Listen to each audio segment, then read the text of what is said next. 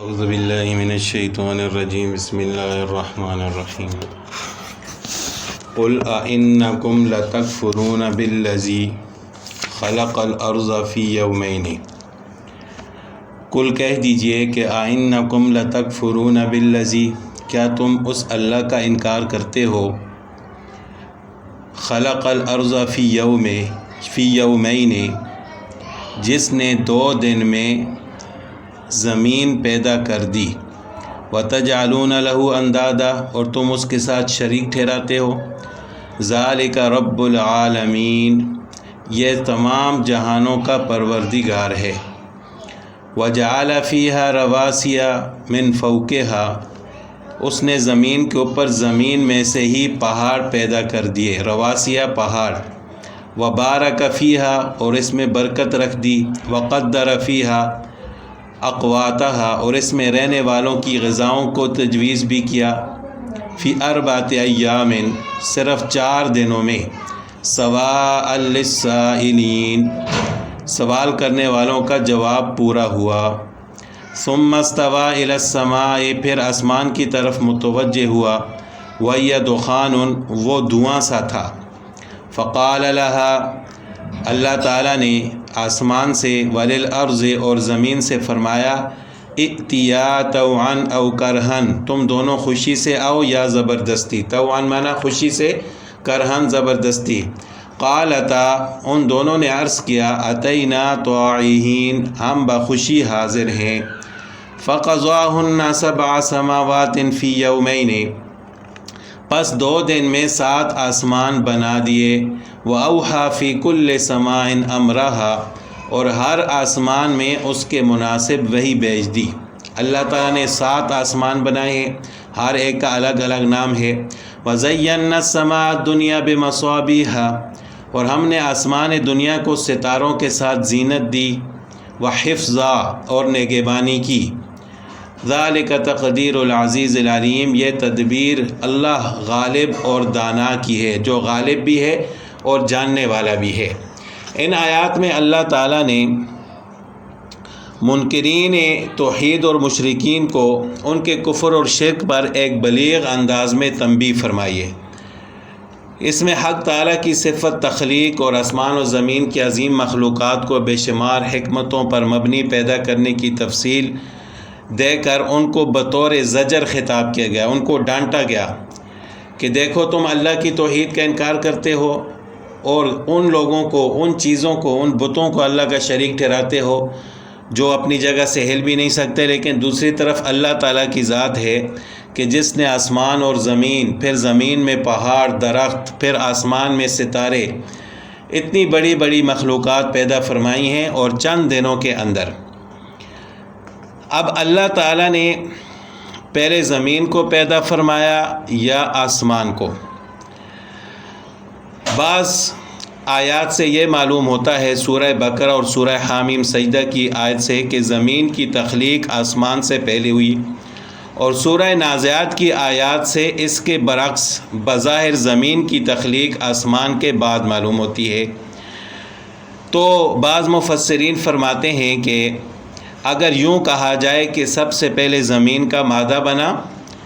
پھر اس کے بعد آسمان کا مادہ بنا جو دخان یعنی دھوئیں کی شکل میں تھا جو ان آیات میں بھی اللہ تعالیٰ نے فرمایا کہ وَهِيَ دُخَانٌ اس کے بعد زمین کی جو حیت ہے موجودہ اس پر زمین کو پھیلا دیا گیا پھر اس پر پہاڑ اور درخت وغیرہ پیدا کیے گئے پھر آسمان کے مادہ دخانیہ یعنی جو دھوئیں کی شکل میں تھا اس کے 7 آسمان بنا دیے تو اگر اس طرح ترتیب دی جائے تو پھر تمام آیات میں کسی قسم کا کوئی اختلاف نہیں رہتا بخاری شریف میں حضرت عبداللہ بن عباس رضی اللہ تعالیٰ عنہما نے اسی آیت کے تحت میں چند سوالات و جوابات ان کی اس روایت میں مذکور ہیں حضرت عبداللہ بن عباس رضی اللہ تعالیٰ عنہما سے روایت ہے کہ یہود مدینہ نبی کریم صلی اللہ علیہ وسلم کی خدمت میں پہنچے اور آسمانوں اور زمین کی تخلیق کے متعلق سوال کیا تو رسول اللہ صلی اللہ علیہ وسلم نے فرمایا کہ اللہ تعالیٰ نے زمین کو اتوار اور پیر کے دن پیدا فرمایا جس طرح یہاں پر آتا ہے کہ فی یومین 2 دنوں میں تو اس کی تفسیر میں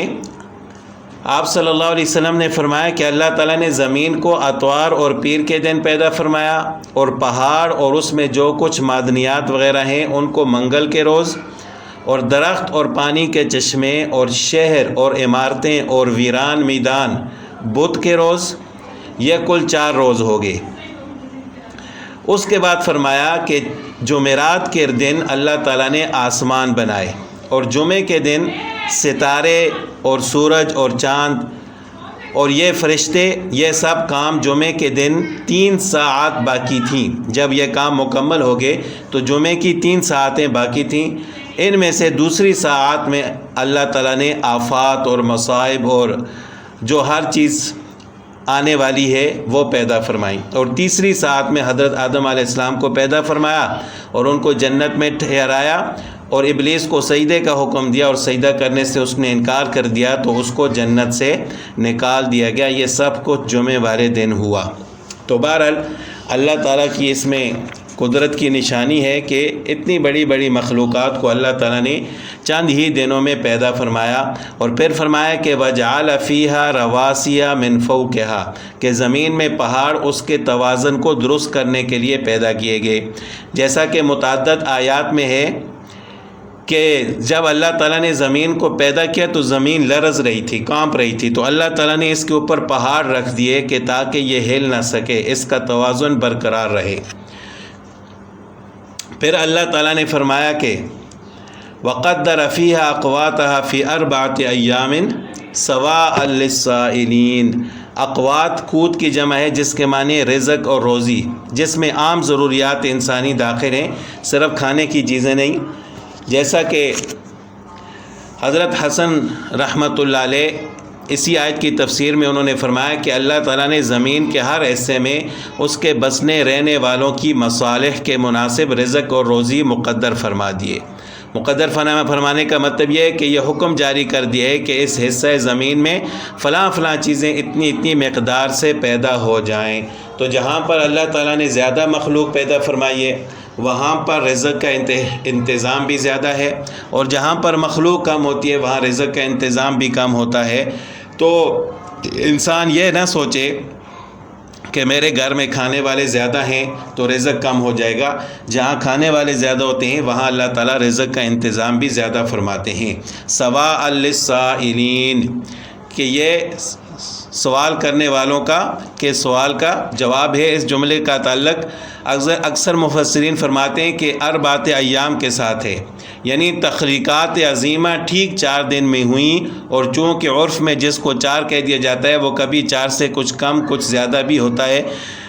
تو آیت میں اس جگہ لفظ سے سواءً بڑھا کر اس احتمال کو قطع کر کے یہ بتلا دیا کہ یہ کام پورے 4 دن میں ہوا، یعنی 4 دن سے نہ کم نہ زیادہ۔ اچھا، ثم استوى الى السماء فقضاهن 7 ثم استوى الى السماء وهي دخان، اس کی تفسیر گزر چکی ہے۔ آگے آتا ہے کہ اللہ تعالیٰ نے فقال لها وللارض ائتيا طوعا او كرها، اللہ تعالیٰ نے زمین و آسمان سے فرمایا کہ آ جاؤ خوشی سے یا زبردستی۔ تو انہوں نے کہا، ان دونوں نے کہا کہ ہم خوشی سے حاضر ہیں۔ یہ آسمان اور زمین کو خطاب کر کے حکم دیا، اور ان کو اطاعت اور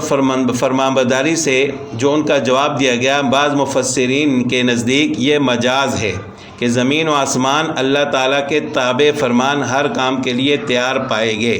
یعنی ظاہر ہے زمین و آسمان کے اندر تو عقل نہیں ہے، نہ ہی ان کی زبان ہے کہ اللہ تعالیٰ نے ان کو کہا کہ آ جاؤ اور انہوں نے کہا کہ ہم آ رہے ہیں۔ یعنی مطلب یہ ہے کہ زمین اور آسمان اللہ تعالیٰ کے تابع فرمان ہیں، اللہ تعالیٰ ان کو جس کام کا حکم دیتے ہیں وہ پورا اسی طرح کر دیتے ہیں۔ فَإِنْ أَعْرَضُوا فَقُلْ أَنذَرْتُكُمْ صَاعِقَةً مِثْلَ صَاعِقَةِ عَادٍ وَثَمُودَ، اب بھی یہ روگرداں ہوں تو کہہ دیجئے کہ میں تمہیں اس عذاب آسمانی سے ڈرا دیتا ہوں جو مثل عادیوں اور سمودیوں کے عذاب کے ہوگا، یعنی ایسا عذاب آپ کے اوپر آئے گا کہ جو قوم عاد اور قوم سمود پر آیا۔ اذ جاءتهم الرسول من بین ایدیہم ومن خلفہم، کہ ان کے پاس جب ان کے آگے پیچھے سے پیغمبر آئے،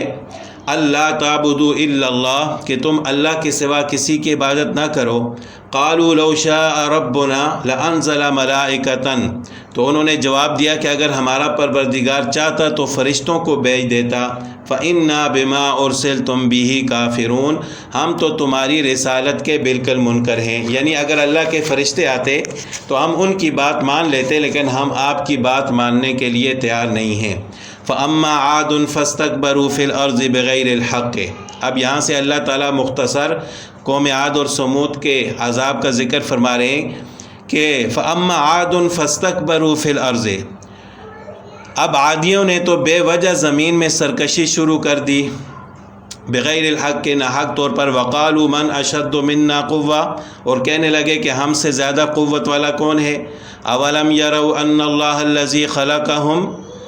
کیا انہیں یہ نظر نہ آیا کہ جس نے انہیں پیدا کیا ہے وہ ان سے بھی زیادہ زور آور ہے، وہ اشد منہم قوہ، وہ ان سے بھی زیادہ قوت والا ہے، وکانوا بآیاتنا یجحدون، وہ آخر تک ہماری آیتوں کا انکار ہی کرتے رہے۔ پھر ان پر عذاب کیسے نازل ہوا؟ فارسلنا علیہم ریحا صرصرا، بالآخر ہم نے ان پر ایک تیز و تند آندھی مصیبت ناک دنوں میں بھیج دی، فی ایام نحسات،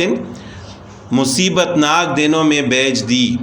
لنذیقہم عذاب الخزی فی الحیات الدنیا، تاکہ انہیں دنیا کی زندگی میں ہم عذاب کا مزہ چکھا دیں، ولعذاب الآخرۃ اخزی، اور یقین مانے کہ آخرت کا عذاب زیادہ رسوائی والا ہے، وہم لا ینصرون، اور ان کی وہاں کوئی مدد نہیں کی جائے گی۔ اب ارسلنا علیہم ریحا صرصرا،